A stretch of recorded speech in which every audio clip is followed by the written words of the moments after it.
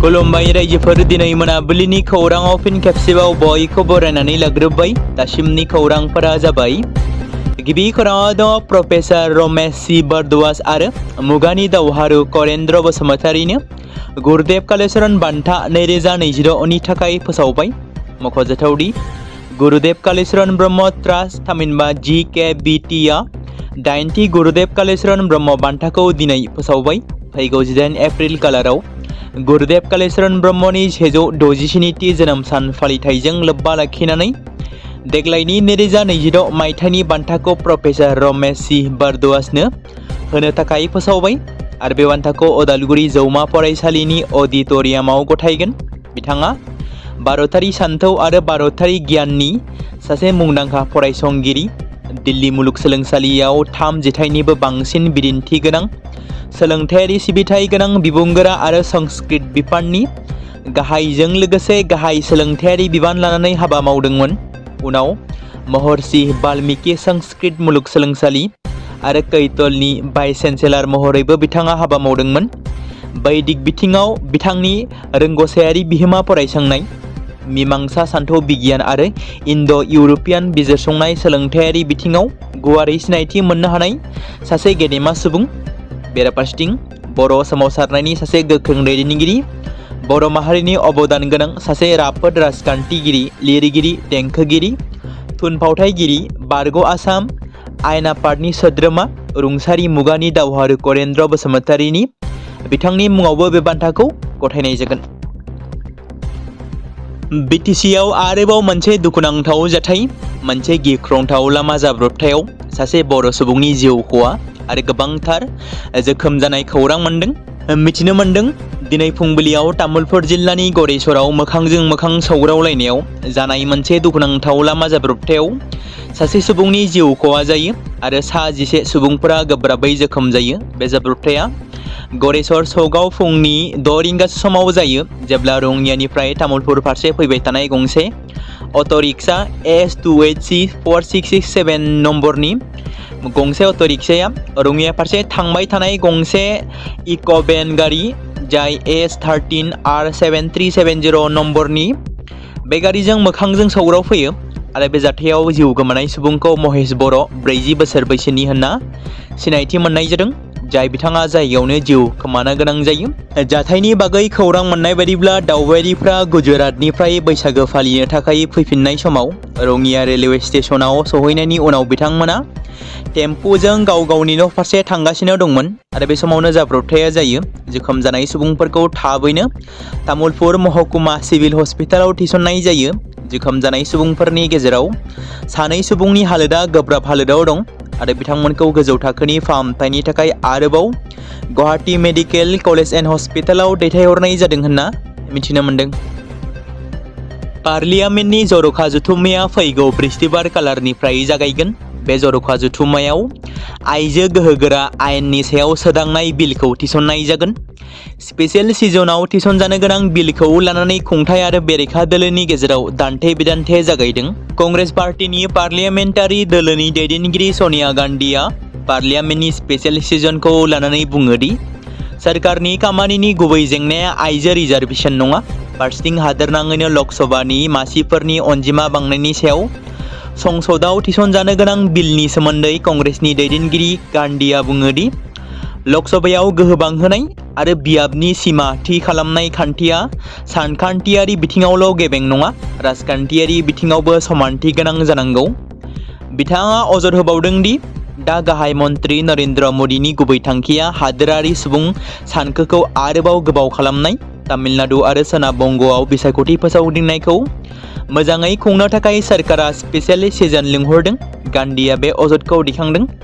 गान्धीआ बेखौबो बुङो दि थाबैनो जथुम खुंनाया मोनसे जाहोन जानो हागौ, जाय राजखान्थियारि मुलाम्फा मोननो आरो बेरेखा हान्जाखौ खहा खालामनो थाखाय सेप्तेम्बर 2023 खालाराव मोनसे जर'खा जथुमनि गेजेरजों संसदआव खौसेयै आइजो गोहो होनाय आयेन 2023 खौ गनायथि होयो। बे आयेननि गेजेरजों संबिजिरनि दफा आर्टिकल 334 खौ मावफुंनाय जादों, जायनि गेजेरजों उननि सुबुं अनजिमानि सायाव बिथा खालामनानै सीमा बांहोनाय हाबाफारिखौ फोजोबनायनि उनाव लकसभा आरो विधानसभा मोन्नैयावबो आइजोफोरनि थाखाय 3 बाहागोनि से बाहागो रिजार्भेशनखौ बिथोन होनाय जादों होनना गोबां अजद गोनां बाथ्राखौ बुंदों सनिया गान्धीआ। सनितपुर जिल्लानि राङापारायाव आयेन बेरेखा दंफां लानानै फैनाय गंसे ट्राक गारिया जाब्रबथायाव गोग्लैनायनि जाहोनाव ओनसोलाव दावराव-दावसि सोमजिहोदों। बे जाब्रबथाया फुंनि समाव राङापारानि 2 नं बाहुमारि गामियाव जादोंमोन। खौरां मोननाय बादिब्ला रेजिस्ट्रेशन नम्बर गैयालासे गं 6 साखा गोनां ट्राकआ राङापारानिफ्राय दिकियाजुलि फारसे थांबाय थानाय समावनो हरखाबै कन्ट्रल खोमानानै लामा सेराव गोग्लैयो, जेराव ट्राकआ आयेन बेरेखा दंफां बाथामजों बुंफबनायमोन। जाब्रबथायनि उनाव गारि सालायगिरि आरो हेन्डीमेनआ जाथायथिलिनिफ्राय खारखोमालाङो। बे समावनो जाथायनि खौरां मोननायनि उनाव राङापारा पुलिस आरो आमारिबारि हाग्रा मावख'नि हाग्रा बिफाननि बिबानगिरिफोरनि मोनसे हानजाया जाथाय जायगायाव सहैयो आरो नायबिजिरनायखौ जागायो। हाग्रा बिफाननि सुलुंनिफ्राय फोरमायथिनाय एबा मिथिनाय बादिब्ला जब्द खालामनाय आयेन बेरेखा दंफांनि बेसेना 20 लाख रांसो जागोन होनना मिथिहोदों। मख'नो गोनांदि सनितपुर जिल्लायाव दंफां सिखाव फालांगि बायदि आयेन बेरेखा खामानिफोरा गोबाव समनिफ्रायनो जाबोगासिनो दं होनना मिथिमोनदों।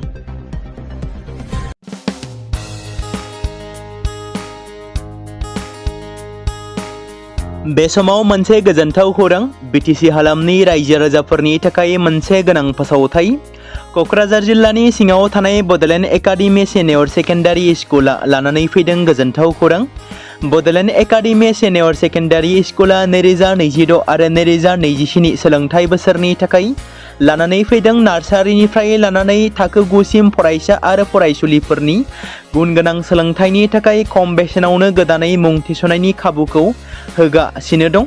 मख'जाथावदि क'क्राझार जिल्लानि हल्टुगाव आउटपस्टआव थानाय क'क्राझार तिनिआलिनि बड'लेण्ड एकाडेमि सिनियर सेकेन्डारि स्कुला गुन गोनां सोलोंथाइ होनायजों लोगोसे थाखो 9 नि थाखाय इलेक्टिभ साबजेक्ट महरै मेथामेटिक्स, जिअ'ग्राफि, हिन्दी, हिस्टरि बायदि आयदाखौ लानो हागोन। मोजां सोलोंथाइ लानायनि अनगायैबो बड'लेण्ड एकाडेमि सिनियर सेकेन्डारि स्कुलाव उफ्रा सोलोंथाइ हिसाबै environment field study, English speaking course बायदिखौ लाफानानै सोलोंथाइ लानो हागोन।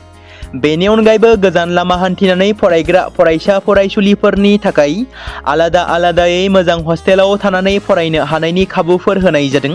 बेनि थाखाय नोंथांमोना आबुङै मिथिबावनो थाखाय एबा थोंजोङै फोनांजाब खालामहर 9101 488 399 जानबुं नम्बराव।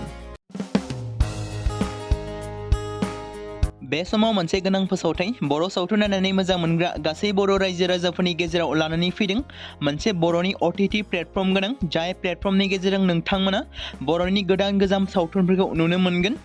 थांनाय माखासे बोसोर सिगां बर'नि गेजेराव लानानै फैनाय निउबो एप बायदिनो फिन आरोबाव लानानै फैदों बर' रायजो राजाफोरनि थाखाय। बे बाथ्राखौ मख'नाया गोनांदि 2025 मायथाइनि जानुवारि दानाव ओंखारनाय आंगो स्ट्रिम मुंनि मोनसे OTT प्लेटफर्म गोनां निउबो एपनि गेजेरजों नोंथांमोना गोबांथार बर'नि सावथुनफोर जेरै ट्रेजेडि, रमान्टिक, एक्शन आरो कमेडिजों बुंफबनाय सावथुनफोरखौ नुनो मोनगोन। जेरै सनानि नखर, थांखि गैयै समाज, अनसुला आफा, हिर', बिमा बायदि बाजै, अर, थैसाम, वान्टेड, संदान आरो रं नाम्बार बायदि सावथुनफोरा मख'जाथाव। बेफोर सावथुनफोरखौ नायनो थाखाय नोंथांमोना गिबियावनो आंगो स्ट्रिम एपखौ गाव गावनि मबाइलाव थानाय प्ले स्ट'रनिफ्राय डाउनल'ड खालामनानै लोगोसे इनस्टल खालामनानै गावनि मबाइल नाम्बारजों लगइन खालामनानै लाग्रोनांगोन। बेनि उनाव नोंथांमोना गोबांथार नुनो मोनै सावथुनफोरखौ गुगोल पे, फन पे आरो पेटिएमजों रं नाम्बार सावथुनखौ नायनो थाखाय 60 रां आरो संदान सावथुनखौ नायनो थाखाय 80 रां, वान्टेड सावथुनखौ नायनो थाखाय 60 रां, थैसाम सावथुनखौ नायनो थाखाय 60 रां बेबायदिनो गोबांथार नुनो मोनै सावथुनफोरखौ नायनो थाखाय सुबिदा खालामनानै होदों आंगो स्ट्रिम प्लेटफर्मा। फिन नोंथांमोननि गेजेराव फोरमायबावनो लादों बर' सावथुन नायनानै मोजां मोनग्रा गासै बर' रायजो राजाफोरनि गेजेराव लानानै फैदों मोनसे बर'नि OTT प्लेटफर्म गोनां, जाय प्लेटफर्मनि गेजेरजों नोंथांमोना बर'नि नुनो मोनै सावथुनफोर जेराव गोजाम सावथुनफोरखौ नुनो मोनगोन। बे बाथ्राखौ मख'नाया गोनांदि 2025 मायथाइनि जानुवारि दानाव दिहुनजानाय आंगो स्ट्रिम मुंनि मोनसे OTT प्लेटफर्म गोनां एपनि गेजेरजों नोंथांमोना गोबांथार बर'नि ट्रेजेडि, रमान्टिक, एक्शन आरो कमेडिजों बुंफबनाय सावथुनफोरखौ नुनो मोनगोन। जेरै रं नाम्बार, संदान, वान्टेड, थैसाम, अर, बिमा बायदि बाजै, हिर', अनसुलाफा, थांखि गैयि समाज, सनानि नखर बायदि बायदि सावथुनफ्रा मख'जाथाव। बेफोर सावथुनफोरखौ नायनो थाखाय नोंथांमोना गिबियावनो आंगो स्ट्रिम एपखौ गावनि मबाइलाव थाखानाय प्ले स्ट'रनिफ्राय इनस्टल खालामनानै गावनि मबाइल नाम्बारजों लगइन खालामखांनायनि उनाव नोंथांमोना गोबांथार नुनो मोनै सावथुनफोरखौ गुगोल पे, फन पे आरो पेटिएमजों रं नाम्बार सावथुनखौ नायनो थाखाय 60 रां, संदान सावथुनखौ नायनो थाखाय 80 रां, वान्टेड सावथुनखौ नायनो थाखाय 60 रां, थैसाम सावथुनखौ नायनो थाखाय 60 रां, बेफोरबायदिनो अर सावथुनखौ नायनो थाखाय 60 रां पे खालामनांगोन। बेबायदिनो गोबांथार नुनो मोननाय बर' सावथुनफोरखौ नायनो थाखाय सुबिदा खालामनानै होदों आंगो स्ट्रिम प्लेटफर्मा।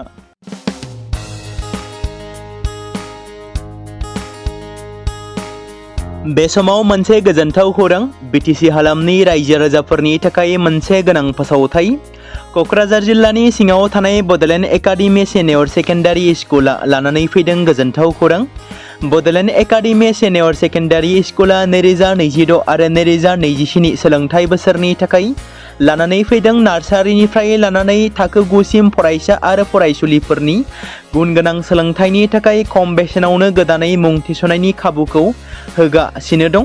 मख'जाथावदि क'क्राझार जिल्लानि हल्टुगाव आउटपस्टआव थानाय क'क्राझार तिनिआलिनि बड'लेण्ड एकाडेमि सिनियर सेकेन्डारि स्कुला गुन गोनां सोलोंथाइ होनायजों लोगोसे थाखो 9 नि थाखाय इलेक्टिभ साबजेक्ट महरै मेथामेटिक्स, जिअ'ग्राफि, हिन्दी, हिस्टरि बायदि आयदाखौ लानो हागोन। मोजां सोलोंथाइ लानायनि अनगायैबो बड'लेण्ड एकाडेमि सिनियर सेकेन्डारि स्कुलाव उफ्रा सोलोंथाइ हिसाबै environment field study, English speaking course बायदिखौ लाफानानै सोलोंथाइ लानो हागोन। बेनि अनगायैबो गोजान लामा हान्थिनानै फरायग्रा फरायसा फरायसुलिफोरनि थाखाय आलादायै मोजां हस्टेलाव थानानै फरायनो हानायनि खाबुफोर होनाय जादों। बेनि थाखाय नोंथांमोना आबुङै मिथिबावनो थाखाय एबा थोंजोङै फोनांजाब खालामहर 9101 488 399 जानबुं नम्बराव।